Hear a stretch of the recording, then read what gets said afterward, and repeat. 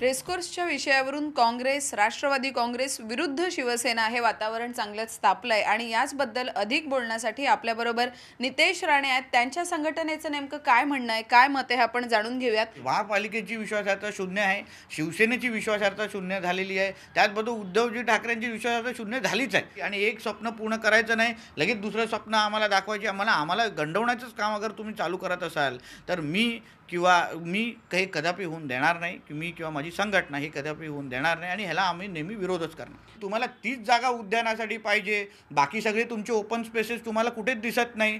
मग open space जी supremo क्लबला जोगेश्वरीला दिलेली त्याच्यामध्ये किती सामान्य मुंबईकरात जातात हो, त्याच्यामध्ये 5 लाखाची मेंबरशिप दिली जाते।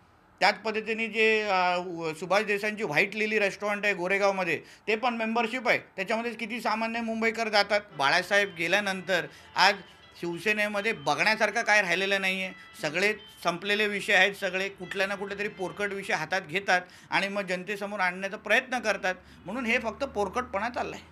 खूप खूप धन्यवाद नितेशजी। आपण पाहिलं रेसकोर्सच्या विषयावरून आता वातावरण चांगलंच तापतंय, त्यातच नितेश राणेंच्या संघटनेनं सुद्धा उडी घेतली आहे, त्यामुळे रेसकोर्सच्या विषयावरून पुढच्या काळात अधिक राजकारण झालेलं पाहायला मिळेल। व्हिडिओ जर्नलिस्ट गणेश काळेसह सुवर्णा दुसाने, IBN लोकमत, मुंबई।